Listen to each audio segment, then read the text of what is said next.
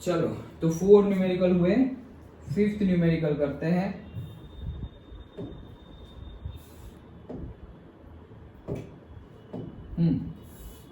Fifth numerical में क्या बोल रहे हैं? The mean and the standard deviation of 20 observations. तो देखो mean x bar and standard deviation sigma of 20 observations n is equals to 20 are found to be 10 and 2।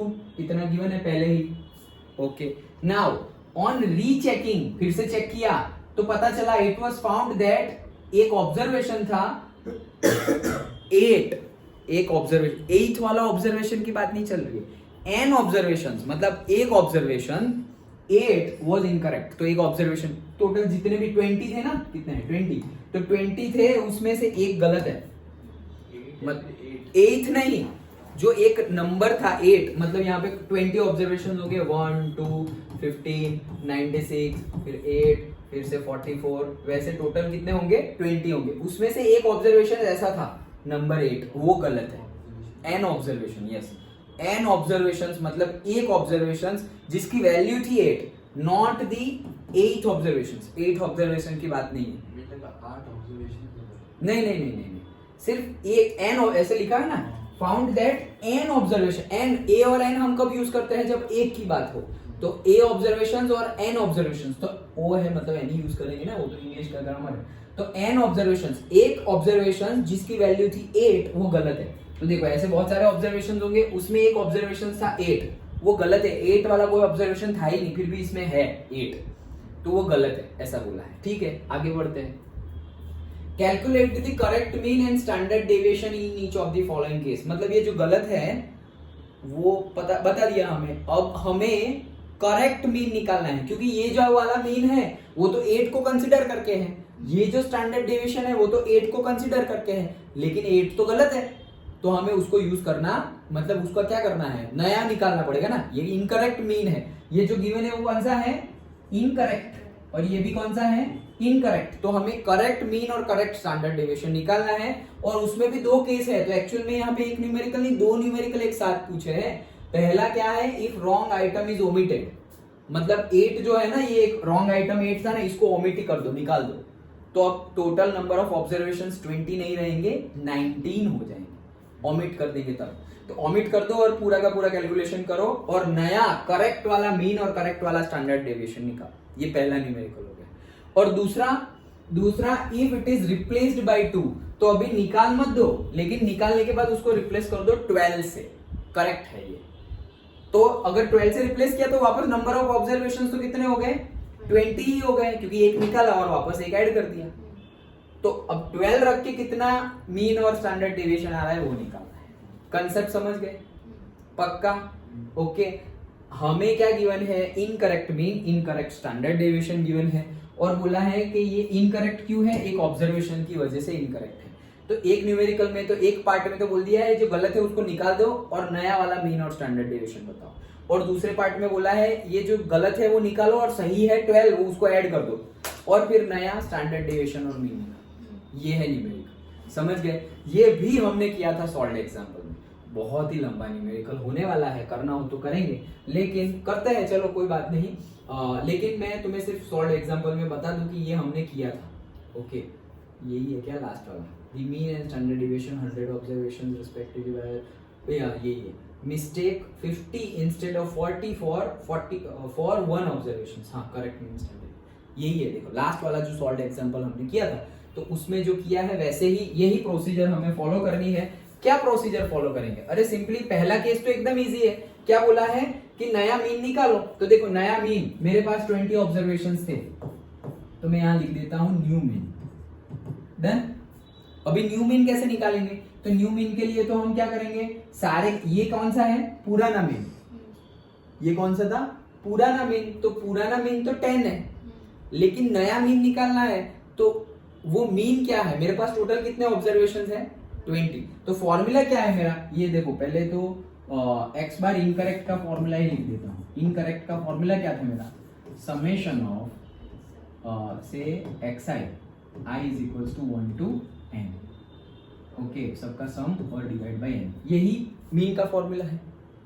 Okay, अब यहां पर ये फॉर्मूला में ये गिवन है और n भी गिवन है। ओके तो मुझे यहां से मिलेगा क्या, x बार कितना गिवन है 10 और n कितना गिवन है 20, तो टोटल मुझे कितना मिलेगा 200 इज इक्वल्स टू ये क्या है से i is equals to 1 to n xi, ये मिल गया मुझे। डन। ओके अभी नया वाला मुझे अगर निकालना हो तो नए वाले का फॉर्मूला क्या होगा, सेम ही तो फॉर्मूला होगा, summation of i is equal to 1 to n से xi न्यू वाला, हाँ ये xi नए वाला डिवाइडेड बाय n, ये n 20 जो था ना अब क्या हो जाएगा 19, क्योंकि पहले केस में हमें क्या बोला है ओमिट कर दो, जो इनकरेक्ट 8 था उसको ओमिट कर दो, तो अब 20 की जगह क्या रह गया 19। डन। ओके सो 19 रह गया। अब इनका सम क्या है, इनका सम मतलब ये जो गलत था वो तुमने निकाल दिया, जो गलत था ऐसा समझो, मैं तुम्हें एकदम से और सिंपल करके बताता हूँ, से x1 plus x2 plus dot dot dot x20 ऐसा था डिवाइडेड बाय ये तो मतलब नया वाला निकाल रहे हैं हम, तो नए वाले में तो 20 होंगे ही नहीं, नए वाले में तो कितने होंगे 19 होंगे, तो ये जो है ये इसको ऐसे लिखते हैं, देखो 200 इज इक्वल्स टू ये जो लिखा है उसका मीनिंग ये होता है ना x1 plus x2 plus dot dot dot x20 का था ना ये, तो x20 यही था इसका मीनिंग, क्योंकि ये 20 था उसको तो मल्टीप्लाई कर लिया मैंने, इसका मीनिंग ये था। ओके अब नए वाले का मीनिंग क्या है, तो नए वाले में से तुमने पूरा ना तो निकाल दिया है, तो यहाँ पर 20 की जगह कितने आएंगे, सिर्फ और सिर्फ 19 आएंगे, और नीचे कितना आएगा 19 आएगा, यही है हमारा फॉर्मूला। ओके अब जो पूरे के पूरे का सम था 20 का समझा ना, पूरे 20 ऑब्जर्वेशन से वो 20 ऑब्जर्वेशन का सम कितना था, सम तो देखो ये सारे के सारे 20 ऑब्जर्वेशन है, सारे के सारे 20 ऑब्जर्वेशन है, उनका सम कितना है 200, तो उनका सम तो कितना था 200, ये कितने का है 20 ऑब्जर्वेशंस का सम है, लेकिन मुझे तो 19 का करना है, तो उसमें से जो गलत है वो निकाल दो, तो गलत है मैं निकाल दिया 8 डिवाइडेड बाय 19। ये स्टेप समझ में आया। मुझे नया मीन निकालना है, तो नए मीन के लिए निर्भय बंद करो फोन और रख दो मुंह, तो बंद करो फोन के, अभी मैंने कैसे एरोप्लेन मोड पे रखा हुआ है, मुझे भी कितने इंपॉर्टेंट मिस कॉल्स आ जाते हैं, गया वो काम के टाइम पे काम, पढ़ाई के टाइम पे पढ़ाई। ओके चलो सो 200 माइनस 8 डिवाइडेड बाय 19, ये कैसे आया नया मीन, तो नया मीन मतलब क्या है, जो पुराना है वो निकाल दो, तो 19 का सम, लेकिन ये टोटल 19 का सम तो मुझे पता नहीं है, मुझे तो 20 का सम कितना होता है वो पता है, तो 20 का सम कितना होता है 200, ये तो पता चला ना, यहां से ये स्टेप कैसे आया पता चला, ये हमारा इनकरेक्ट मीन का फॉर्मूला था, ये n इज इक्वल्स टू 20 है, x बार इज इक्वल्स टू 10 है, वो 20 इंटू 10 हो गया 200, तो 200 इज इक्वल्स टू दिस, इसका मीनिंग होता है सबका सम, तो 20 ऑब्जर्वेशंस का सम कितना है 200, तो मुझे यहाँ पे 19 ऑब्जर्वेशंस का सम करना है, तो 20 ऑब्जर्वेशंस का सम जितना था 200, उसमें से एक जो गलत है वो निकाल दो, 8 गलत था तो वो 8 को निकाल दिया, तो अभी 19 हो गए, तो ये नया मीन मिल जाएगा, सिंपल हो गया ये, तो ये हो जाएगा 192 डिवाइडेड बाय 90, जो भी आंसर आएगा दैट इज योर नया मीन। सिंपल था। ओके तो ये हमने नया मीन निकाल लिया, देखो बुक में कैसे किया हुआ है, ऐसे ही किया होगा most probably. x bar incorrect sum of observation, the correct sum of observations और करेक्ट मीन, हाँ तो वैसे ही किया है। डन। ओके अब हमें क्या निकालना है, करेक्ट स्टैंडर्ड डेविएशन निकालना है। अच्छा तो करेक्ट स्टैंडर्ड डेविएशन क्या होगा, standard deviation sigma is equals to square root of 1 by n summation of I is equals to 1 to n xi minus x bar to the whole square, यही है।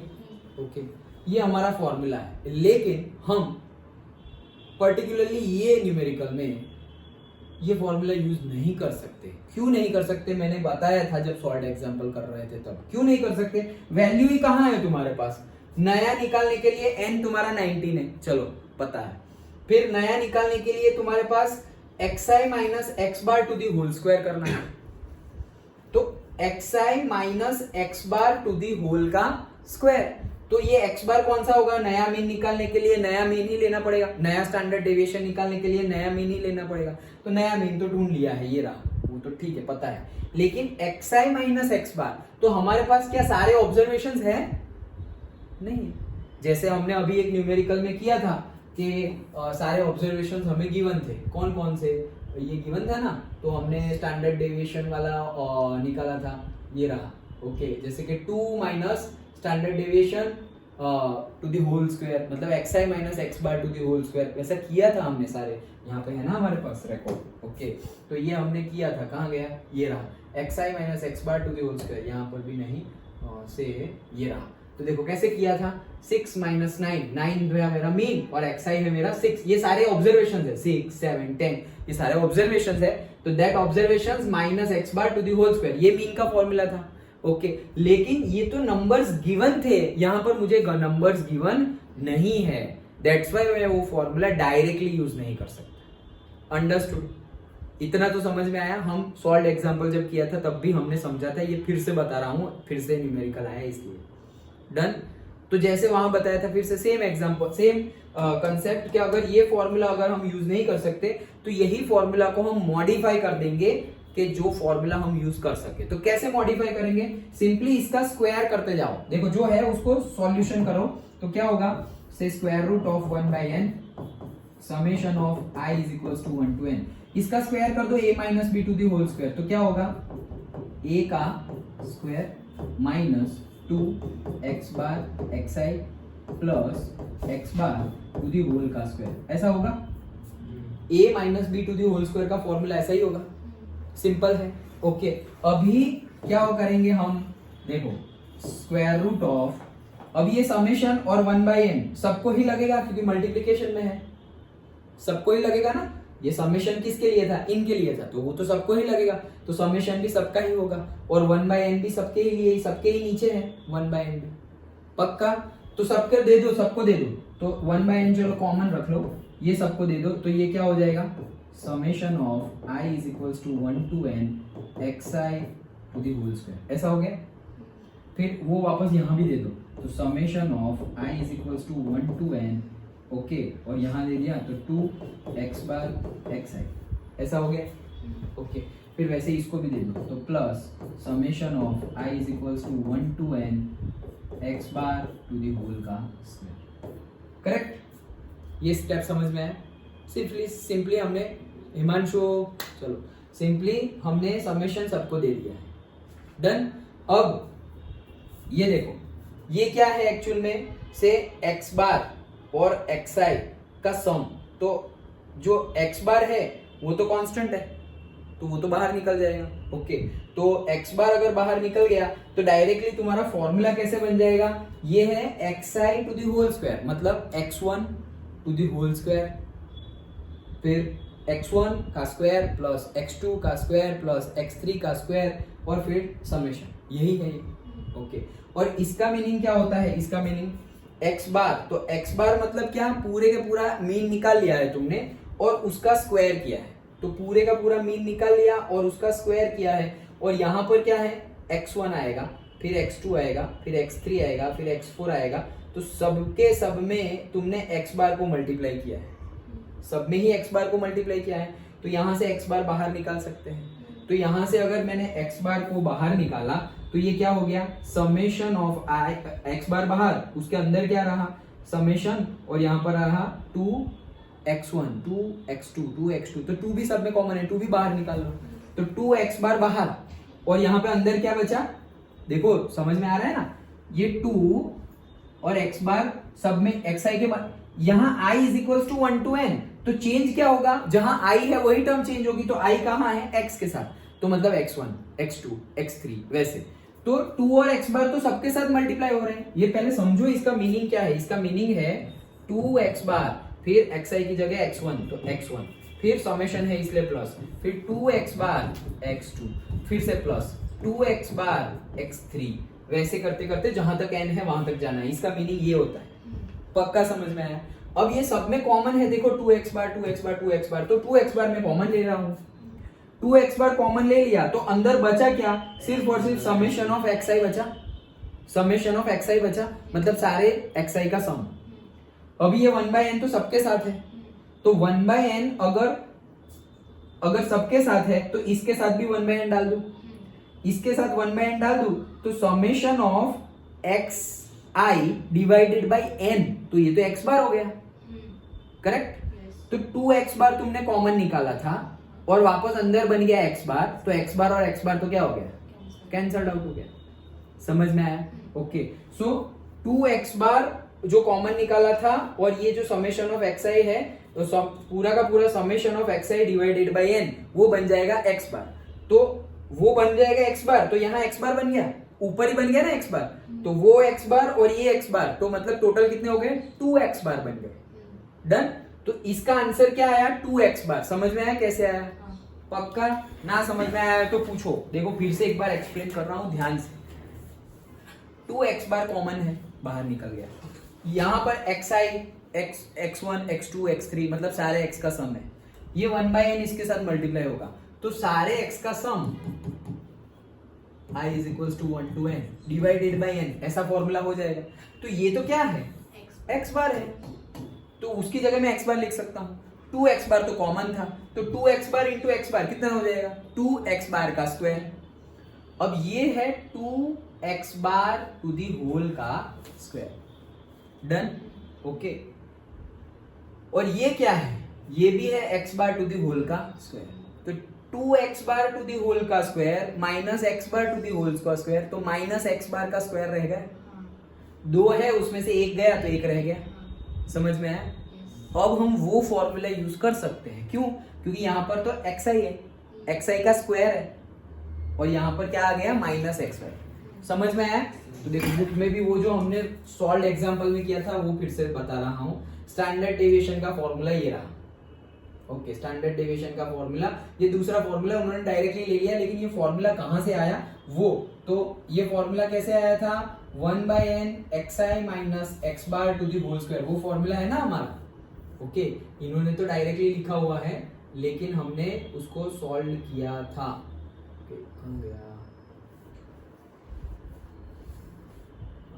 xi x bar to the whole square, देखो ये हमारा, ये तो variance का है लेकिन स्टैंडर्ड डिवीजन है, स्क्वायर रूट में ये हमारा फॉर्मूला है, लेकिन डायरेक्टली हम ये फॉर्मूला यूज कर सकते नहीं थे, इसलिए हमने उसको चेंज किया था। अंडरस्टूड? ओके, तो वो जो चेंज किया था वो फॉर्मूला हम अब डायरेक्टली यूज कर सकते हैं। तो डायरेक्टली हमारा फॉर्मूला क्या बन जाएगा, ये फॉर्मूला बन जाएगा, कौन सा, समय ये बना है ना, देखो xi का स्क्वायर, ये है xi का स्क्वायर, 1/n xi का स्क्वायर है, और अभी हमने बोला कि माइनस 2x बार का स्क्वायर और यहाँ पर x बार का स्क्वायर, तो एक x बार, तो ये देखो एक x बार का स्क्वायर आ गया। ये फॉर्मूला हमें यूज करना है, लेकिन ये आया कहाँ से वो समझ में आया, यहीं से आया है। हम अभी तक स्टैंडर्ड डेविएशन का ये फॉर्मूला यूज कर रहे थे, फिर हमने a minus b to the whole square apply किया, तो यहाँ पे a minus b to the whole square apply किया। अब हमने 1/n और समेशन सबको अप्लाई कर दो, 1/n यहाँ नहीं किया है लेकिन वो भी कर दो, तो इसके नीचे भी n लो कर देते हैं, यहाँ की बजाय इसके नीचे भी n, इसके नीचे भी n और इसके नीचे भी। डन। ओके, अब ये जो है वो तो है ही।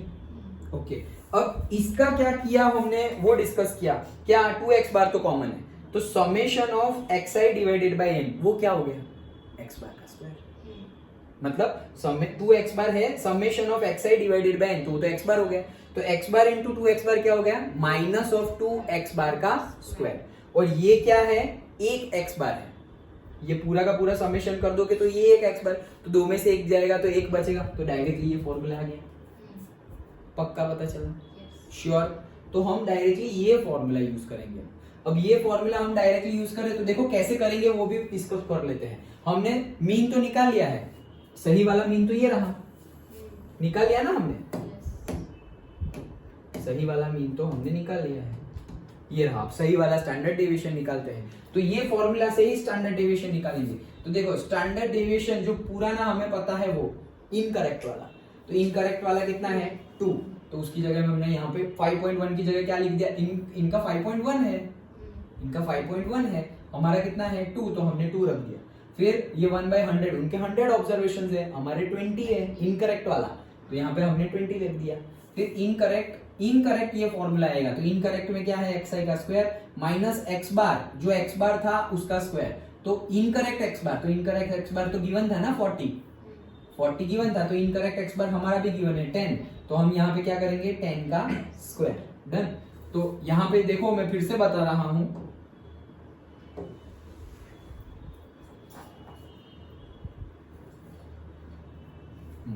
देखो 5.1 की जगह हम क्या यूज करेंगे 2, यहाँ यूज कर दिया 2। 100 की जगह क्या यूज करेंगे हम 20। ओके 40 की जगह हम क्या यूज करेंगे 10 का स्क्वायर। डन, समझ में आ गया। तो ये सारे सॉल्यूशन लाएंगे हम, तो हमें यहाँ पे जैसे मिला वैसे ही हमें क्या मिल जाएगा इनकरेक्ट xi का स्क्वायर, वहां पे कोई नंबर मिल जाएगा। पता चला है कैसे किया। अब तो सिंप्लीफिकेशन ही किया है। कैसे सिंप्लीफिकेशन किया, पहले बोथ साइड स्क्वायर कर दो, तो 5.1 का स्क्वायर हो जाएगा 26.01। ओके फिर ये -40 का स्क्वायर था, तो वो -40 का स्क्वायर जो भी आएगा कितना आएगा 1600, वो 1600 माइनस है इधर आएगा तो प्लस होगा, तो ये माइनस था इधर आया तो प्लस हुआ, तो 1600 प्लस 26.01। फिर ये 100 था वो ऊपर जाएगा तो हमारा 20 ऊपर जाएगा, तो हमारा फाइनल आंसर आ गया। यहाँ हमारा फाइनल आंसर आ गया, ये समझ में आया। ये हमारा इनकरेक्ट xi का स्क्वायर का आंसर आ गया। अभी करेक्ट xi का स्क्वायर अगर हम निकाले तो करेक्ट xi का स्क्वायर में कैसे निकालेंगे, तो करेक्ट कैसे निकालेंगे, जो इनकरेक्ट है उसमें से जो इनकरेक्ट जिसकी वजह से है वो 8 वाला 8 ऑब्जर्वेशन उसको निकाल दो। डन। ओके तो ये जो करेक्ट कैसे निकालेंगे, जो इनकरेक्ट है -8 का स्क्वायर निकाल दो, क्योंकि xi का स्क्वायर है ना, तो 8 का स्क्वायर 64 निकाल दो। अभी यहाँ पे हमें प्लस नहीं करना है।